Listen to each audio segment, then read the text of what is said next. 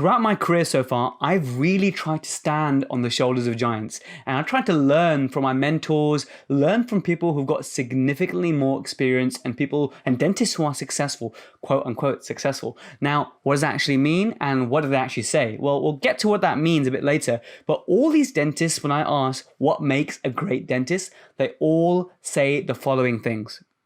They say empathy. They say communication skills. They say soft skills.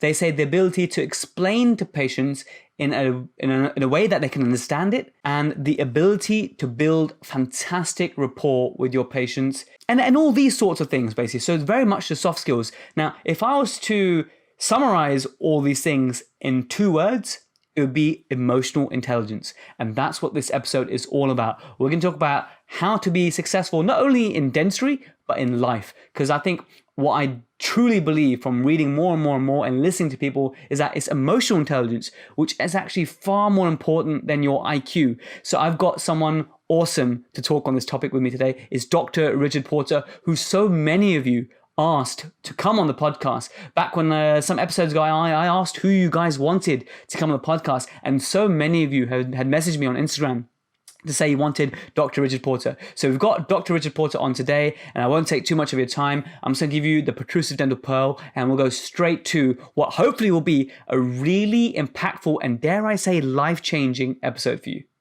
The Protrusive Dental Pearl I have for you is a lesson that I learned as a dental student, and recently, speaking to someone who's recently qualified, has resurfaced as like a lesson that I've sort of almost rekindled with in a way. So it's a lesson I learned as a dental student. I was there treating a lower premolar as a dental student, and you know how at every stage you get it checked by your tutor.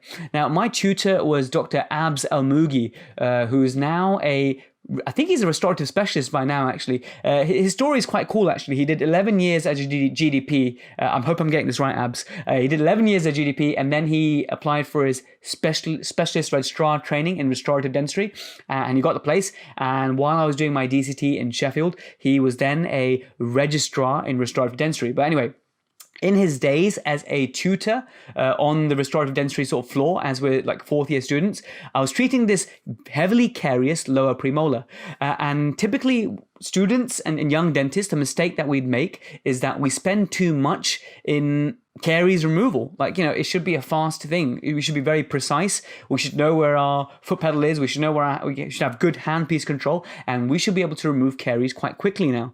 But as a student, definitely at that point, it was like, you know, you remove a bit and then you reflect and you think, oh, should I remove some more? Should I do a little bit more here? Should I stop and show my tutor? And then of course you got to wait about half an hour until the tutor comes around, right? Anyway, so I had this tooth which was heavily carious, and there I am removing caries, and every sort of few minutes I'd show Dr. Almugi, like, Dr. Almugi, have I removed enough caries? Have I done enough here? And really, at the end of that session, once I placed my restoration, and it turns out that tooth needed a root canal, and it needed to be done by a specialist because it had a split inside. So some lower premolars, they have a split inside the canal. So really, it's in the realm of specialists, especially at that point. So it was referred to the specialist unit, but the feedback that I got was amazing. The feedback that I got from Dr. Almugi, which I'll never forget, is don't be shy with a tooth of poor prognosis. So that's, don't be shy with a tooth of poor prognosis. And it's exactly the conversation I was having with a colleague who listens to the podcast, Neil. Hi, Neil. I hope you're listening, and I hope you don't mind me mentioning. I won't mention your surname. And Neil was sent me a case of an upper central incisor, which was pretty much kaput. Like, it was a trauma case. The palatal fragment was loose. It was completely unrestorable, right? And he was telling me, like, what should I do? Should I refer it for a specialist? Should I try and do the endo while we sort of bury it? As we sort of came to conclusion, and I borrowed some knowledge from Dr. Rob Aretti, implant dentist, about how we should handle this situation. And what we went for was to do a root canal, bury the tooth because she's 20, she's a little bit on the young side for an implant, and get 5 years or so from a resin bond and bridge. So we talked about doing an immediate resin bond and bridge, right? But that tooth was a tooth of poor prognosis, hopeless prognosis. And the lesson I wanted to pass on to him was exactly what I learned from Dr. Abs Almugi, and that is, don't be shy with a tooth of poor prognosis. I mean, what can go wrong? The tooth is kaput already. So I told him, look, do the root canal, explain to the patient that the tooth is hopeless. And the secondary lesson from that is something I've mentioned before on many episodes. Never make the patient's problem your problem, right? Sometimes we stress more and we take that sort of burden and anxiety on us, but really the problem is very unfortunately due to trauma, the patient's problem. And you need to dissociate yourself from it and become someone who's there to help them. So the main pearl here is don't be shy with a tooth of poor prognosis. Tell your patient if a tooth is very poor or hopeless prognosis and just go for it. Don't be shy with a tooth of poor prognosis. So I hope you enjoy that, and really excited to sort of present this episode to you about emotional intelligence, how to succeed. I've given it quite an ambitious title because really I do believe this is the most important thing in your career and in your life. So let's join Dr. Richard Porter to learn all about emotional intelligence. Richard Porter, thank you so much for coming on the Protrusive Dental Podcast. It's an absolute honor to have you on. That's very kind of you, my man. An honor I don't deserve, but it's great. No, 100% do. In my journey so far, I don't, like I said, I don't know how much of the podcast you've tuned into before in terms of my story and my background, but certainly you were a huge, and you still are, of course, a massive inspiration to me in my journey from about third BDS when I started reading some of your literature, then your blogs, then I used to follow your Twitter account, and I saw you set up Aspire, and I was so close to actually joining Aspire, but because at the time in my journey I was doing other things, like I was doing a dental core training post in restorative, so I wasn't in the right place for that. But certainly it's absolutely amazing that I have you on today. Well, it's very kind of you, mate. It's very kind, and everyone comes to their learning stage when it's the right time for them. So yeah, well, that's very, very kind, and I'm glad I've played some small role in the great things you're doing. So, and I'm great. No, massive role, and I'm not just saying that. It's been great, and a lot of people, when I around about episode 7 or 8, I started to say to the listeners, who do you want on the podcast next? Literally, I can, I have to stroll through all my messages, and a number of people that said we want Richard Porter, we want Richard Porter. So I'm, it's and all these people now. I have to thank all my extended family for pretending to be dentists and putting those numbers in. So that's nice. That's no word of lie. Honestly, lots of people wanted you on, and I can see why. I mean, the first time I saw you speak live was you were doing and you won't remember this at all. I think you were just starting up Aspire at the time, and you were doing a lecture about occlusion, and I don't know where it was. I feel like it was Watford or something like that. It was somewhere in London. It was one of those Section 63 type BDA type meetings. I do remember up in North London. Yeah, I think it might have been. Yeah, it was. Yeah, in a hotel. Yeah. I do remember. Okay, there we are then. That was many years ago now, and I remember you seeing you speak first time there, and your charisma was just amazing. Your energy as a speaker, as an educator, was amazing. So the topic we're going to speak about today goes very much hand in hand in that, and that's emotional intelligence applied to dentistry. So before we get into that, can you? I've done a little mini intro about how much of an inspiration you've been to me, but just tell the people out there watching, listening, a little bit about yourself. So I sort of fell into dentistry as like I didn't really know what I wanted to do. And, like a lot of people, I was influenced by my parents, and it's a bit cliche, but, you're given the choice by your parents of whatever you could be. And it was dentistry or medicine, and maybe pharmacy or something like that. And so I rebelled as much as I could. I fell into dentistry. I found it interesting academically at first, and then I got really despondent through dental school. I found it was almost like a hazing initiation, and that I didn't find it inspiring. I didn't find my teachers inspiring, and I didn't have a sense of purpose. I recognized I was good to patients, and I say all of this with due humility. I really do mean that, but I recognize it's good with patients. But I was at Guy's, and when you're at Guy's at the time, you were told, you're a Guy's boy. Don't worry about it. The world's your oyster now. And I got into practice, and I had not a torrid time, but I felt like a fraud, a total fraud. So I went back and just thought, well, why would anyone ever come and see me for dentistry if I'm not the best person in that town or wherever I was? So I did a lot of additional training, and I was blessed. I genuinely, luck played a big role in it. I met the right people at the right time. A position where I got loads and loads of hands-on training, and I became a consultant in restorative dentistry, and I was lucky that I got on a few specialist lists. And then I wanted to start plugging some of the gaps I saw, perhaps the ones I experienced, and started doing lots and lots and lots of teaching. And that's what I spend a lot of my time now doing. And I find the more we can understand each other's minds, the more productive I can make that teaching. So Amazing. that's Well, where we are. yeah, brilliant. Well, two things I want to pick on your journey, on your story, on your background. Yeah, One is that I'd read on a blog post you wrote once very vividly, and it just shows how much I look up to you. I was reading about this judo champion or thereabouts that you used to treat, or karate champion, and yeah, then you did a molorendo or something like that, and then he had yeah, paid, and how bad you felt, and that was yeah. a spark in your career. It was a massive spark, actually. He was a really nice guy, and I mean, it's a genuine story. And this is Jazz. I'm a bit older than you, so if you look at the UFC now, it's weight regulated, and there's lots of safety. And when it first started, it was far less so. So someone who weighs 50 kilos might be fighting someone who's 120 kilos, and these guys would just get in the octagon and do whatever the hell they wanted to each other.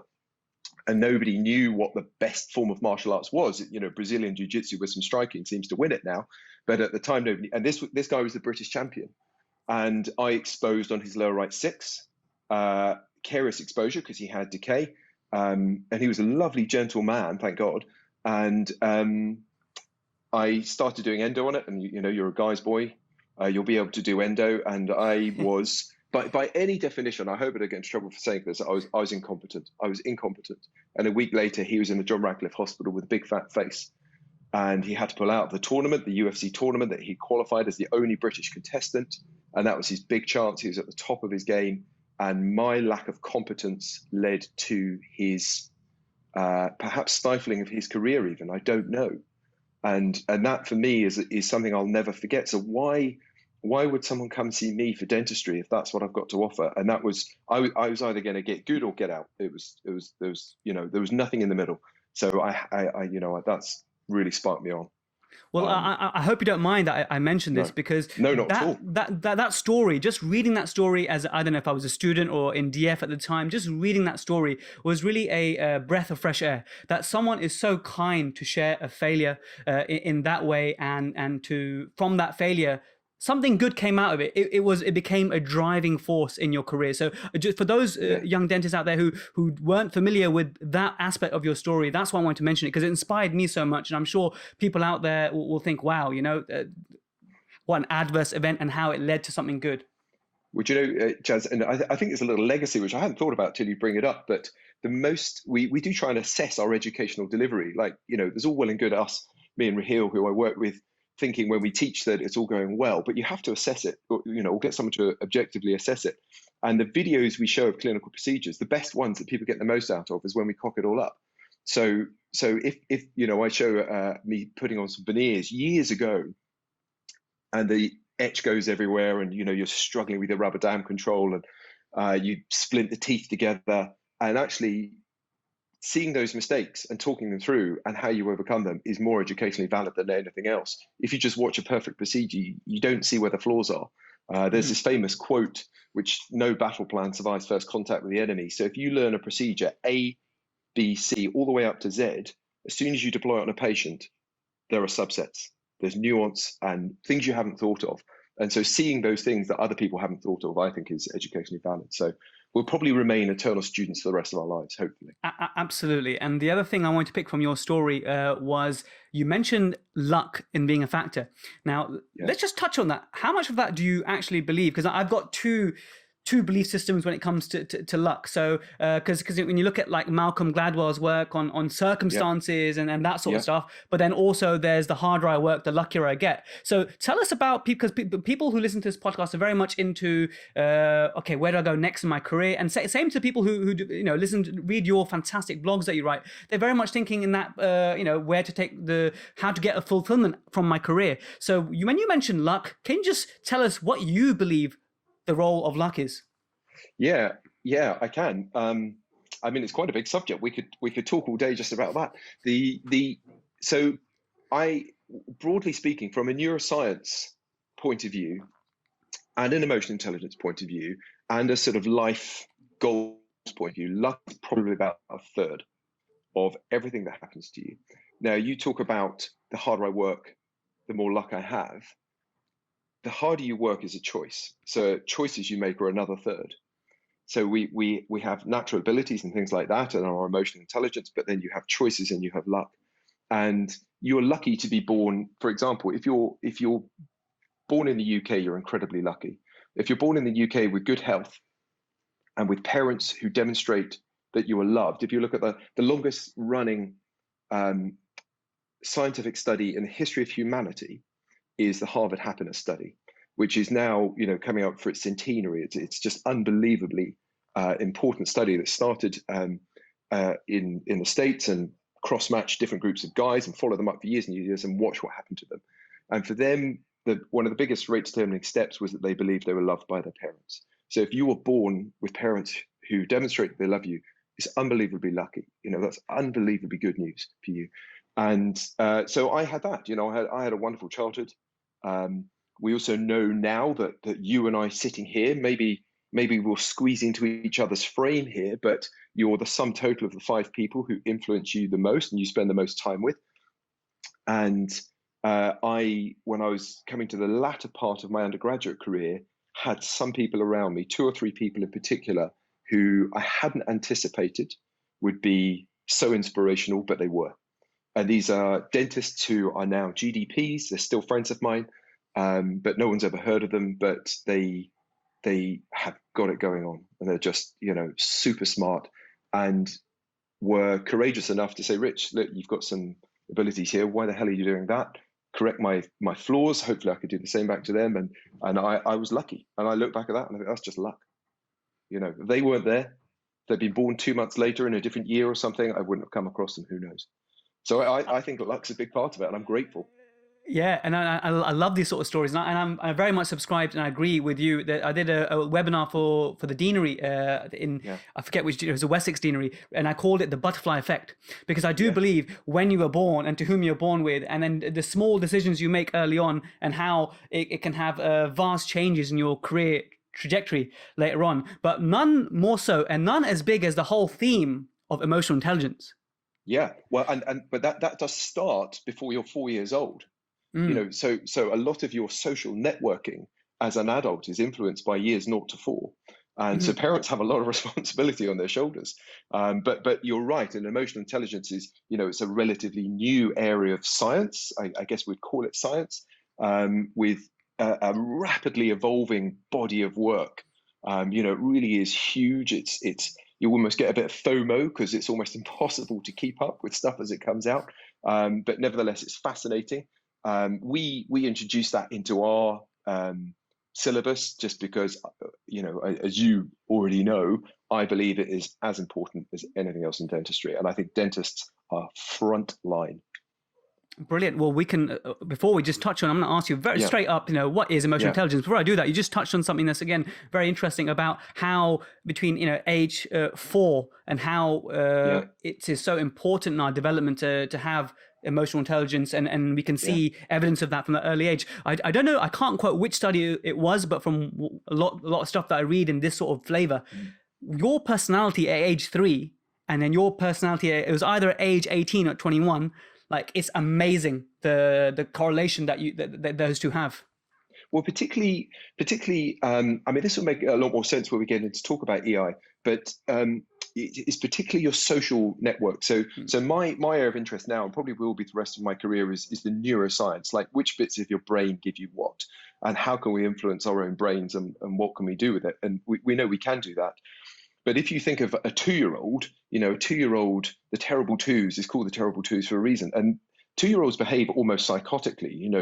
My 2-year-old kids would hit their mum without fear of consequence, and they're just testing everything because they haven't learned, they haven't had any neuroplasticity. But at 4, they hopefully don't, because they've had that nurturing experience and learned where their barriers are. And that will often that really does translate through your teenage years. And we're really still neuroplastic at that stage. That said, when you get to adulthood, you can develop your personality. And it's really important, if we're going to mention that at this stage, that we're clear that this isn't a threat. It is not a threat to who you are. It's not a threat to your sense of being or your sense of identity. It is just you upgrading the version of you that you are. And I guess when you're an adult, it becomes the responsibility of you, because your parents probably can't help you anymore. Maybe they can, but it's certainly the crown is on your shoulder, the weight is on your shoulders then. Brilliant. Well, I couldn't help just mention that sort of some of the studies I had read about that. So if you just Yeah. dive in now, what is emotional intelligence, Richard, and why is it so important? Um, so I I don't want to go on all day and bore you too much, Jazz, Not at on all. what it is, but there's the scientific way of describing it, and then there is probably a more nuanced and almost dental way of describing it. So if you were to look at um, what the scientists say, it starts with self-awareness. So I'm feeling perhaps slightly anxious and coming onto a podcast, having a chat with someone. I don't know how many people are watching me, but I experience those emotions and I'm aware of it and I'm aware kind of what I'm like and I think about that. And then I have self-regulation. So let's say you would say something that upsets me. Um, I can experience those emotions, so that's absolutely fine. But it's then what I do with those emotions. So that's self-regulation. And the third part to it is social awareness. So that means if I upset you, have I recognized that? Am I aware of it? And then the fourth part, the final part, is social relationships. So those are the four sort of scientific bits to it. I tend to think of it in dental terms and perhaps more social terms, in that we now know there's a great researcher in this area, a guy called Daniel Goleman, who wrote one of the first books on this. It's quite heavy reading, but the bottom line is when two people, even like right now, buddy, when two people interact, so you and your patient, you and your nurse, you with a group of 10 you're teaching, whatever, when you interact, there is an exchange of energy. And that exchange of energy, you could call one jazz. So you're teaching 10 people and you give them 1 unit of jazz. And that to them, depending on your emotional intelligence, would feel, let's say I'm one of those delegates, like 1.5 Richard Porters. So I've walked in with plateau Richard Porter sitting at baseline 0. And now, because of the way you talk me, because of the way you interact with me, I've got 1.5. You could have been teaching me about potatoes. I love you for that energy. I have more energy than I had. And if you have high emotional intelligence, which you do, by the way, then you will find it easy to deploy that energy into me. Now, if you change that situation, so let's say you wanted to take my energy, you'd also have that agency. You'd have enough utility to do that as Hmm. well.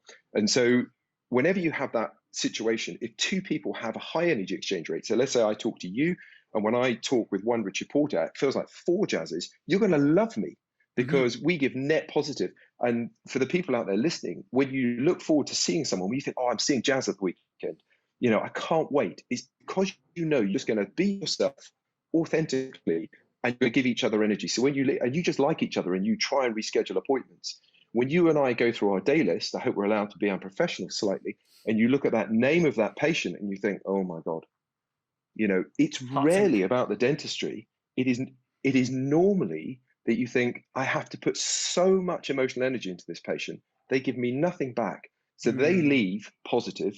They just suck it all out. And your exchange rate might be awful. Like you give them 100 and, they act like you've given them 1.5 and they give you nothing back and you're exhausted.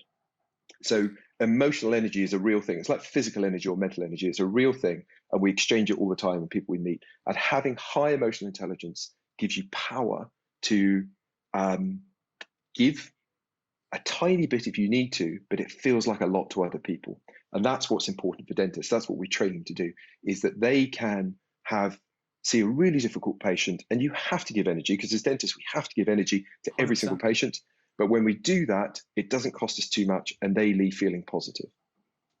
I've never heard of it in terms of this numbers exchange, and I can really, it's a great analogy. It's a great way to explain it. I think it's fantastic. The other way I like to think of it, this area of emotional intelligence is knowing, and maybe I'm wrong. Maybe I've crossed my wires here, and you can tell me. I feel like you are definitely more read up on this than I am, but it's knowing what to say, when to say it, to whom to say it, how to Yeah. say it, and making sure it comes all out effectively. Is that A a hundred percent. Well, suitable definition? yeah, Yeah. you're a long way down the line there. But you're 100% correct, Jess. That's definitely part of the process. So if you can develop enough emotional intelligence, that means that almost no matter what comes at you, because we do face hostility, and the dental environment is a crucible. it's a real crucible for emotional intelligence. But that means that if you have high emotional intelligence, when positives or negatives come at you, you can contextually respond authentically. And that means that you do know what to say in the right tone of voice, and you almost know what to say before the patient's even said anything. So emotional intelligence is a spectrum, and there is a condition for people who have almost absolutely none. And I will try and pronounce it. It's alexithymia. And those people have almost none. So they are unaware of other people's emotions. And I have colleagues who I work with, and they say, "How did you know to say that?"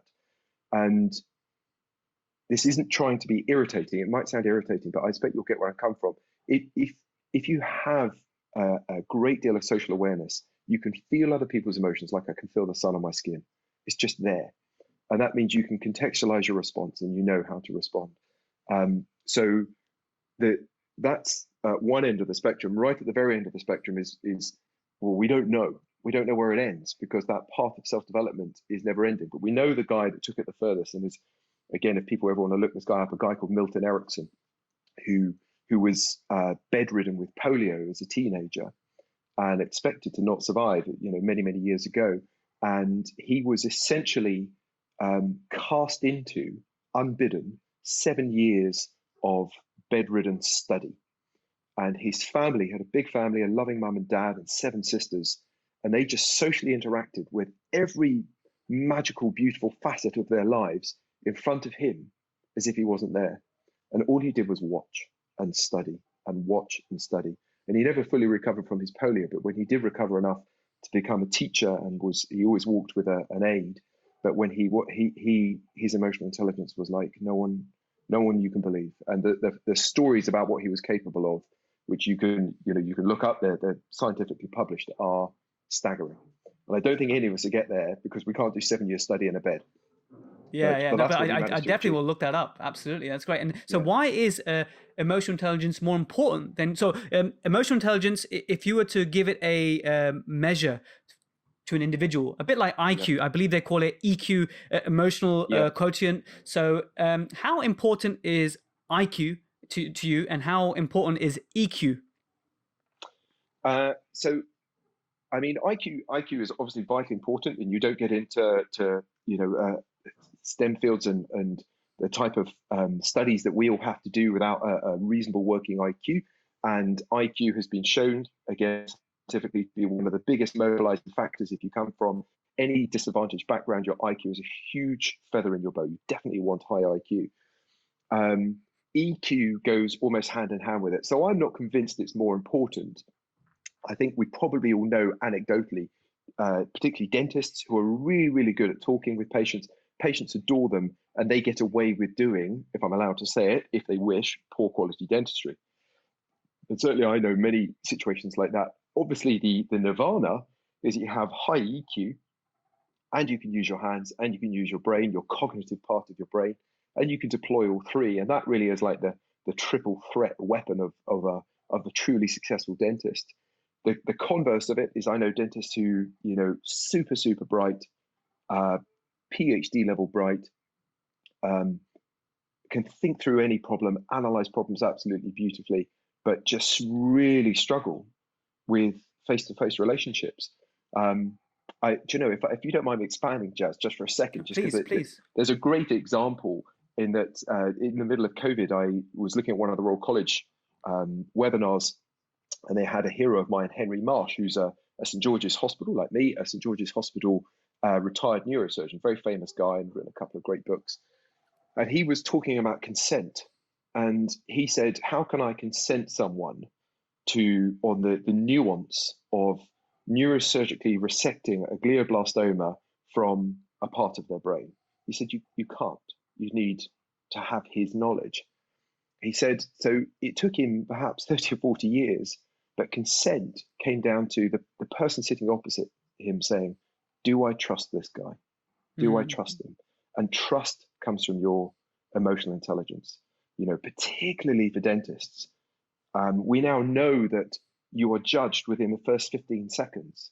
And actually, those first impressions of how you behave, there are two things we know patients are looking for: warmth and competence. It's just those two. Those are the two things: warmth and competence. And that comes from great research in Harvard.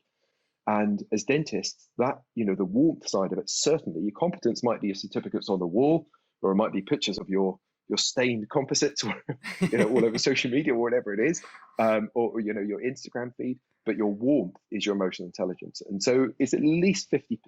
It's at least 50%, and it gives you ability to succeed with people. And by succeeding with people, I don't mean coercing them or influencing them into anything that you want, not following your own desires. But if you think of how people interact as a relationship, so you and I a few weeks ago were relative strangers, and there's no doubt that relationship has upgraded, Absolutely. and perhaps it will even more.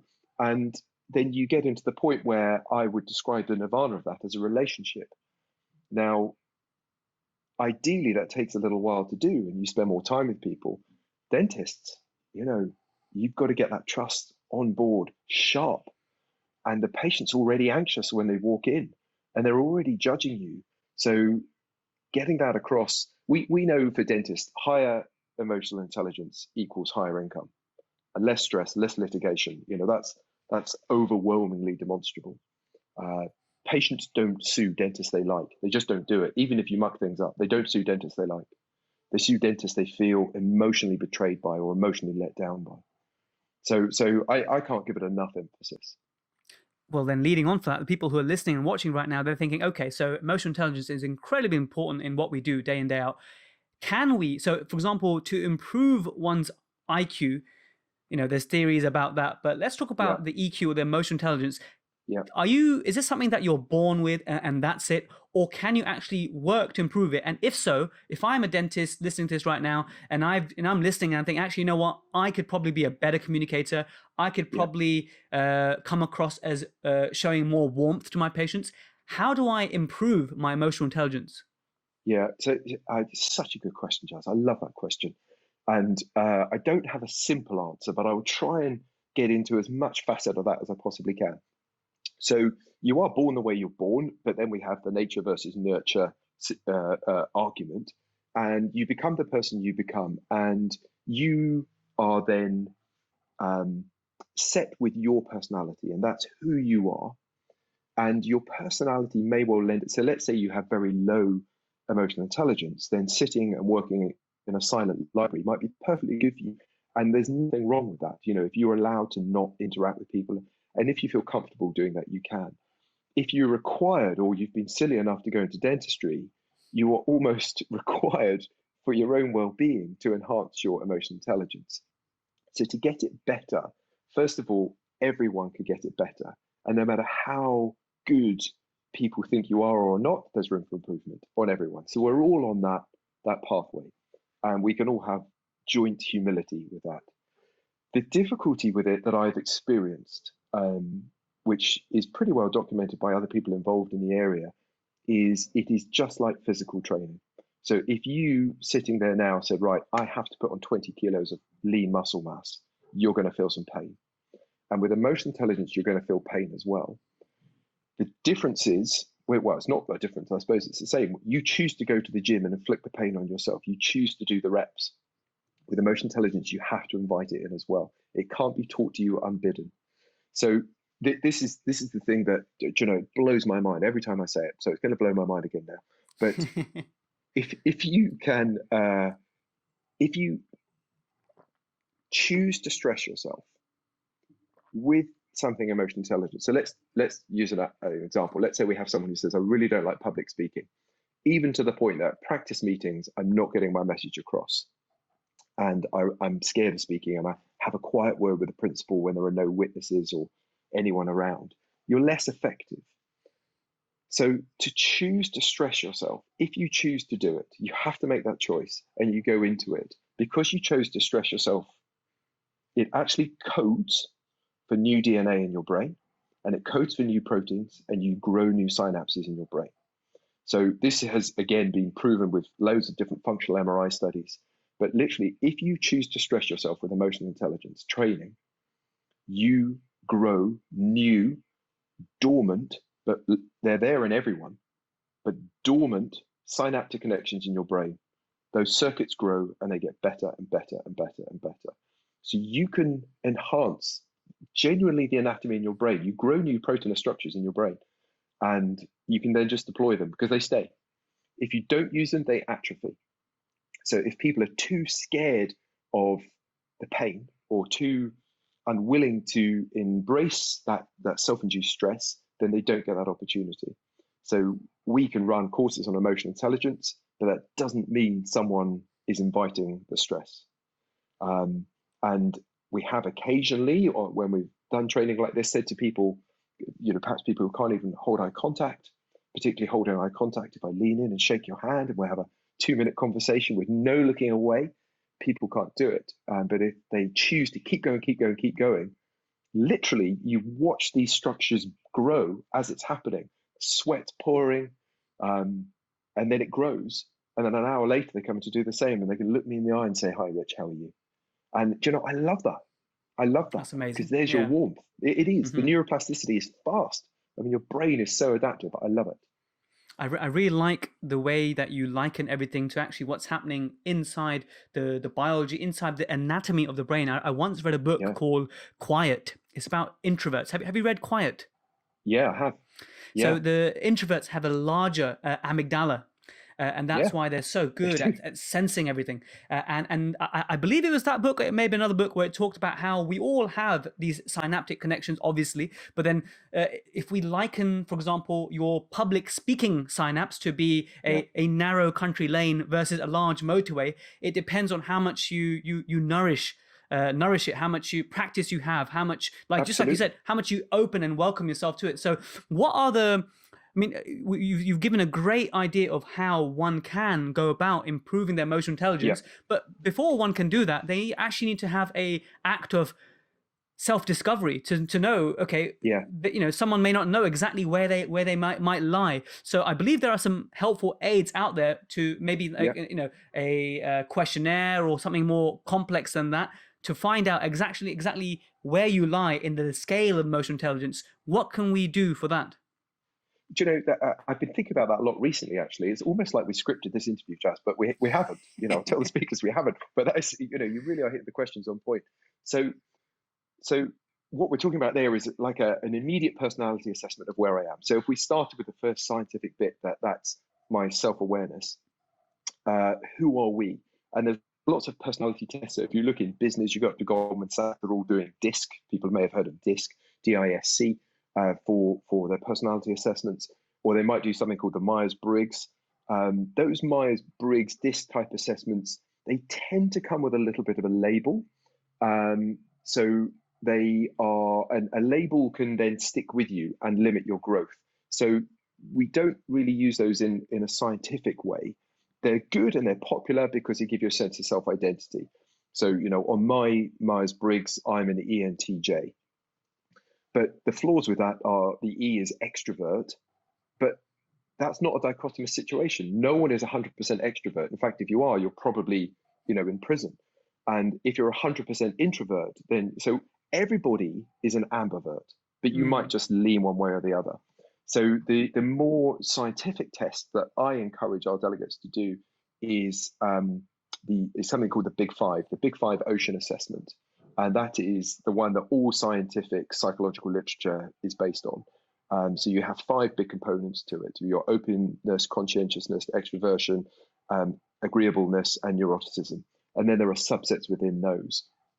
And it's very interesting when people do that with us, because they will come back and do a scientific test, but then say, "I agree with this bit, but I don't agree with that bit." And you think, well, in science, you don't get to agree with that bit, and then just you just don't like that. So, for example, on my Ocean score, my neuroticism is 9%. So I'm hyper low neurotic, which isn't a bad thing. It's just a thing. Yeah. But it means that if I'm going to run a business, I really need to work with someone who's really highly neurotic, because I'll just turn up and wing it, and whereas they will be much more structured to it. And actually, it's not a weakness in me, it's just a thing in me. You Mm-hmm. can work out where you are. So we encourage people, if you're going to start to do your ocean assessment, the best ocean assessment online, I'm not advertising this. This is not, it's nothing that I have any financial interest in, but the best one I use is something called Understand Myself, understandmyself.com. And it's an American setup. You pay a Mm-hmm. few dollars and you get a full report. And, be ready, because the stress is coming. None of Yeah. us are perfect. And, Yeah. I'm happy to list all my scores. I did it on a webinar not long ago. And, it makes for interesting reading. It's great, and I like how you mentioned about your 9% neuroticism, and you mentioned about running a business there, which I want to just lead on to the next question quite nicely, actually. So Yeah. running a business, and you want to team up with someone who maybe has a higher score to reach some sort of balance. But dentists and dental practices, they work with people, they work with teams. So Mm. one of the things I've learned through attending these dental sales type courses, Yeah. that sort of stuff. And what they say is, the most important thing is the person who answers your phone. Your phone, the reception team are the sort of gateway for revenue into your Yeah. practice. Yeah. And so I think the most important thing to do is that if you're going to train yourself and you're going to improve as part of, having a more successful business, is that it will be silly to just focus on your own emotional intelligence. It will be Definitely. a great thing to introduce the team to this concept, and Yeah. get your receptionist, your practice manager, the decision makers in your practice to also learn about and improve their emotional intelligence, because surely that will mean so much more for a business, for a practice. Is that something that you talk about? Yeah, absolutely, and you're quite right. You're quite right. So we know that when someone walks into any sort of business, any sort of a hotel lobby or a dental practice or wherever it may be, when they meet you and they meet the first person there, it really is the first 15 seconds. And that study's been taken to the point where they've taken medics and medics interacting with patients on video, with video and audio, and then they've been watched by a group of lay people judging the medic, and then subtracting the time so they have less chance to observe this interaction. And what they're doing is making a judgment call on whether this dentist, this doctor, is going to be sued, going to be successful, going to be liked. And audiences are incredibly perceptive over this. They just feel it. That's all emotional intelligence. We have no idea about this guy's IQ. It's just his warmth and competence. And then they cut the sound down and the time down. And it ended up with silent 15-minute videos, and the audience still got it always right. Mm-hmm. So that moment now, in your receptionist answering the phone, they haven't got body language, they haven't got eye-to-eye contact, they have that warmth. So everything then comes on the phone. But interestingly, if you look at lectures delivered through an audio device, if the speaker is standing up and moving around as they do it, and when they say hello to the audience, actually put the hand out, they can't be seen, but they do it, the audience rate that performance much, much higher. So even though your reception staff are limited by audio, I'm not saying they need to walk around the practice and shake hands with people, but having them skilled up in just presenting a warm, kind, immediate point of contact is important. We know what patients want from that. Patients want to feel wanted, they want to feel liked, and they want to feel known. Now, they're probably not going to go through the known bit until they meet you or your nurse and get into the clinical environment. But certainly when they come to your reception staff, they need to feel wanted and they want to feel liked. They need to feel those two things. So it's wanted, liked, and known. Those are the big ones. So how can we get our teams to also, because it's one of those things where if you own a practice and then you tell your team, we need to be hot on emotional intelligence, let's Yeah. all improve our emotional intelligence, then they might listen, they might not. But if someone external sometimes comes, then they're, even though they're saying the same message, it might resonate with them more. It's one of those things. So do we need to be So getting some emotional intelligence consultants to the practice to help improve, or is this something that we can start to introduce to our practices? yeah, I mean, I think the training can come from anywhere, and I don't mind if it comes from external sources or internal, and if you've got enough structure to do it for people yourself, by all means, I think that's a great thing as well. Learning is learning, and it's valid wherever it comes from. So I have no issue with who does that, but definitely skilling up your team. One of the key things through anecdote and science is that our patients judge your relationship with you and your nurse massively. You know, how you interact with people is something their subconscious mind observes. If you think of all humans have a conscious and a subconscious mind, and communication, like you and I are doing now, we're just giving each other access to our minds. That's all we're doing. You're giving me access to your mind, I'm giving you access to mine, and your listeners will be doing the same. And all we're doing is judging each other's minds.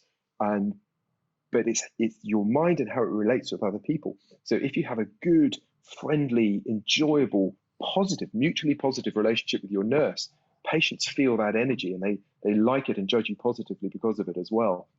Same with your reception staff. So whole team training, I think, is a vital part of it. You know, if I have a delegate in trouble, or not in trouble, but just saying I'm finding work difficult, we will always say to them, "What's your relationship like with the nurse?"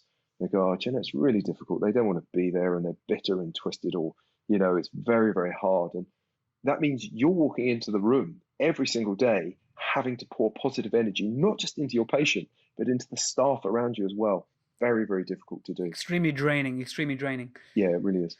So the last question I had was, I know we sort of picked off from where you're talking and some tangents to get where we are. One question I sort of missed out was, can you just make the emotional intelligence, for anyone who hasn't quite got it yet, extremely tangible, in the sense that, let's say, dentist listening to this and we have an unhappy patient, someone who complains. How might someone demonstrate, or someone who has low emotional intelligence, behave, and what might they feel versus someone who has high EQ? Can you just explain maybe how that scenario may be handled, and why the role of emotional intelligence may actually have a bearing on the outcome, or how it's actually perceived and the emotions? Do you know, I think it's a really good question again, Jazz, and one that warrants quite sort of expansive explanation. So if you were to look at like Dental Protection Society, and they say this is how you handle complaints, if you have low EI, you will just naturally look at that and think, well, I've got the formula to follow. I just follow the recipe. All I have to do is A, B, C. It's a very linear process. If you have high EI, one, you probably haven't had the complaint in the first place, but two, when it comes in, or you feel it, you would have felt it coming on before it's even coming on. So we all have difficult patients, but firstly, you can spot them. If you have low EI, high EI, you can anticipate where they're coming from, because difficult people are often full of explanations over why they're they don't know they're difficult, but they might tell you a lot about themselves if you ask. And you just have the ability to unpack their mind and understand their mind, and then empathize with their mind, give their mind somewhere to land, and make them feel wanted, even if they're not. Make them feel wanted, and certainly make them feel known. And if that happens, then you really do just reduce the risk of a complaint massively. So in terms of a tangible example, I spent a lot of my time in the hospital, and we had a patient, this is a real life example, who's someone who came in and checked in, and the computer system tells us that they're here, and for whatever reason, it didn't work. So this patient arrives and sees another patient arrive and go in before them, and another one going before them, and another one going before them. And they go up to the reception desk after an hour of waiting there very patiently. And I've now finished my clinic and I've got to go to a meeting. And the reception staff says, well, you didn't turn up for your appointment on time. New reception staff, different one now, says you didn't turn up for your appointment on time. And Dr. Porter's gone and you'll be discharged. So the patient is now really, really angry. I get wind of it, and then I see the patient. And so before you see the patient, if you are able, which even look at you, Jazz, I think you'll be naturally just able to do it. You've got to be able to put yourself in that person's shoes, but not put their shoes in 60 minutes waiting, saw 3 patients. Put your shoes into how they are feeling. And as they walk in the room, act appropriately, contextually, to someone that who's feeling anger, but has justified anger, is probably feeling a little let down, is probably feeling they had some concerns they needed to discuss with a consultant, and now has been told they can't have it, maybe feeling betrayed by the system, maybe they had a bad day yesterday as well, they might be feeling sad, and they might be, and if you can do all of that when they come in, and you hit them with your warmth and your competence, and you look them in the eye and say, I found out what happened to you. I'm just so sorry that happened to you. And we can talk about that. But once we've talked about that, now or later, I can do everything I can to make it right for you and help you as much as I can with the problem you wanted to talk to me about. Immediately, the situation is improved. Now, we have delegates who say, but how did you know how to say that? And I say, because, if you don't know, if it's not given to you, you're going to practice. So say it back to me now. I'm not asking you, Jazz, now, but I'll say it back to me now, and we role play. And people say, I can't role play. I'm not going to role play. I say, well, you are. I'm your angry patient, right? The rest of you 20, you're watching. I'm the angry patient. Role play with me. And they get really uncomfortable, and then they do it, and then it comes along. And the feedback we get is from people who go through that process is the one that this changed my career. You literally neuroplasticize people then and there, all through a more structured program, and then they can handle those complaints better.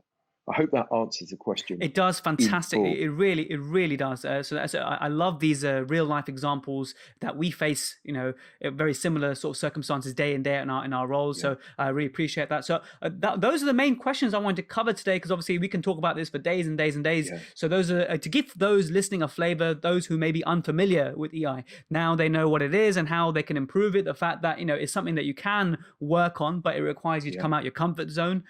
We touched on a few interesting things about your personality and luck at the beginning, which I quite enjoyed. And actually, one thing I was going to save to now, should we have enough time, and we just got a couple of minutes, is have you heard of the, I'm probably saying this name wrong in New Zealand, Dunedin?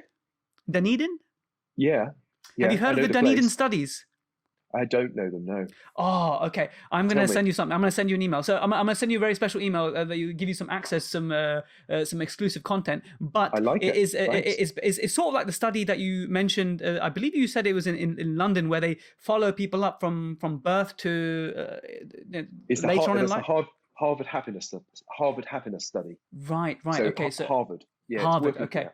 Well, from what I've read and what I've seen, the Dunedin study is the world leader of all those types of studies. So as soon as a child is born in the hospital in Dunedin, then they are followed up every so months, and they look at every facet of their development, every part of what makes them who they are, the relationship with their mother, their temperature when they're born, like various different things. Then they measure them and they measure them and they measure them, and then they see who turns up into prison, who becomes successful, quote unquote, who has thriving relationships. And I just one of my favorite studies and things to learn about is that. And I think it was just sort of touched on that. So for those, every episode, I like to put some resources for people to look onto. So I'm going to send that to you, but I'm also open up to everyone. I'll find something and put it on about the Harvard study that you said as well. Yeah. And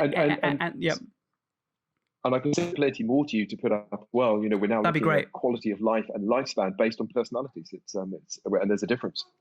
Happy people live longer. Brilliant. And any last points that you want to leave us with, Richard, at all? Just in terms of everyone's going back to work now. This is a time to rebuild. This is the best, this is a transitional time. This is the time to build on this. And one of the things we help people do, or willing to help anyone do, not just Aspire delegates, anyone at all, is become that version of themselves in the future. So to do that, we know how to do that, about setting goals, about enjoying the process along those goals, and how you actually structure that into place. That's something we would encourage anyone to do.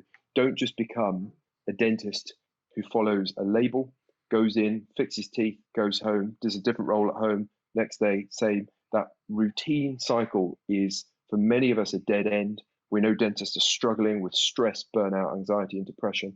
This is the way. It's future authoring. You author who you want to be, and go along that process. And EI is the fundamental engine of that. Brilliant. Well, thank you so much, Richard. And please do send me some links, resources. I want to know about anything that you guys are putting on for this, as well as the ocean, sort of everything on. I want to put it on a link so people can find out more about this, because it's such an important topic. It is. Yeah. Well, that's great. I'll do all that. Thank you. Thank you so much. Thank you so much, Richard. Cheers.